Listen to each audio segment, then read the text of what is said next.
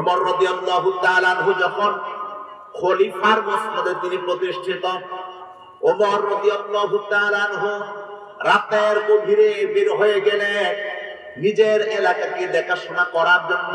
কোন সমস্যা আছে কিনা, কোন সংশয় আছে কিনা। ওমর রাদিয়াল্লাহু তাআলা আনহু যখন রাতের গভীরে তিনি পাহাড় পাড়ি দিয়ে এক প্রান্ত থেকে আরেক প্রান্তে যাচ্ছেন, হঠাৎ করে ওমর রাদিয়াল্লাহু তাআলা আনহুর দৃষ্টিতে অনেক দূরে একটা মিটমিট করে আলো জ্বলতেছে। ওমর রাদিয়াল্লাহু তাআলা আনহু বলেন, এত গভীর রাতে কার বাড়িতে মিটমিট করে আগুন জ্বলে, এটা দেখার অবশ্যই আমার দরকার। কোন কারণে মিটমিট করে আগুন জ্বলে, বাতি জ্বলে, কোন কারণে জ্বলে, এটা অবশ্যই আমাকে দেখতে হবে। ওমর রাদিয়াল্লাহু তাআলা আনহু চলে গেলেন। যাওয়ার পরে ওই একটা ছোট্ট তাঁবুর পাশে ওমর রাদিয়াল্লাহু তাআলা আনহু কান লাগিয়ে দিলেন। দেখলেন একজন গরিব মহিলা, তার সন্তানরা শুয়ে আছে।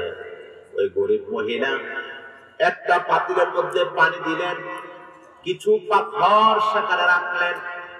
রাখার পরে ওই পাথরগুলো নাড়তেছেন আর বাচ্চাদেরকে আশার বাণী শোনাচ্ছেন, বাচ্চারা তোমরা ঘুমিয়ে যাও, আমি পাক শাক করতেছি, পাক হওয়ার পরে তোমাদেরকে আমি ডাকবো, তখন তোমরা মজা করে খাবা।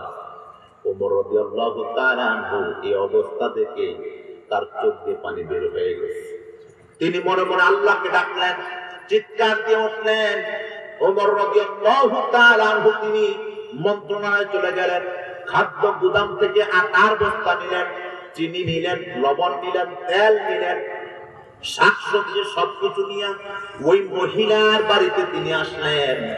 আসার পরে সালাম দিয়ে বললেন, মা আপনি ক্ষমা করবেন, কেন আপনার সন্তানদেরকে আপনি এই মিথ্যা পরিচয় দিয়ে তাদেরকে কষ্ট দিচ্ছেন, ধরেন এগুলো পাক করে আপনার সন্তানকে আপনি খাওয়াই দেন। যেটা বলেন সুবহানাল্লাহ।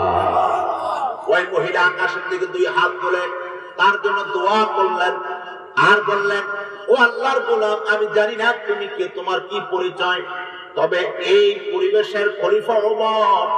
ওমর যদি খলিফা না হয়ে তুমি যদি খলিফা হইতা, তাহলে আমার মতো কোন গরিব না খেয়ে মৃত্যুবরণ করতো না। সুবহানাল্লাহ। যার সম্মুখে মহিলা বলতেছেন তিনি কি? সুবহানাল্লাহ বলেন। ওমর রাদিয়াল্লাহু তাআলা আনহু তিনি নিজে নিজের পরিচয়কে বন্ধ করে দিলেন। গভীর রাতে সবকিছু তিনি তুলে দিলেন। হঠাৎ করে একদিন ওমর রাদিয়াল্লাহু তাআলা আনহুর সাথে ওই মহিলার সাক্ষাৎ হয়ে যায়।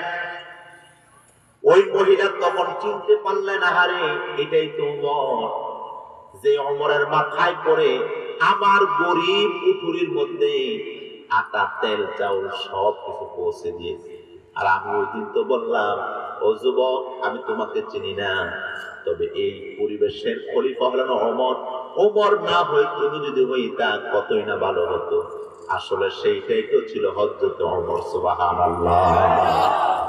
এমন খলিফা, এমন প্রতিনিধি, এমন রাজনীতিবিদ আমাদের পৃথিবীর ইতিহাসে কি ওমরের পর আর কাউকে আমরা পেয়েছি? কথা বলেন না, পেয়েছেন? স্বাধীনতার এই ৫৩ বছরে আমরা কি এমন কোন শাসক পেয়েছি? পাওয়ার সম্ভাবনা আছে? কথা বলে আছে। ইসলামী হুকুমত রাষ্ট্রীয়ভাবে ইসলামকে যদি প্রতিষ্ঠা করতে পারেন, কসম আল্লাহ, আপনারা যারা গরিব আছেন, আপনারা যারা নিঃস্ব আছেন, আপনারা অবশ্যই তখন বুঝতে পারবেন, হ্যাঁ গরিব মিসকিনদের কি কদর, কি মর্যাদা, কি সম্মান, কথা ঠিক না বেঠিক করে। আর যদি আবারও আপনারা ঈমান, আমল, ইসলামী সিম্পোজিয়াম, ইসলামী চেতনাকে ভুলে গিয়ে যদি আপনারা আবার কোন স্বৈর শাসক, কোন জালেম, কোন দুর্নীতিবাজকে যদি রাষ্ট্রীয় ক্ষমতা আপনারা প্রতিষ্ঠা করতে চান, তাহলে দেখবেন যেইটাও সেই করবে।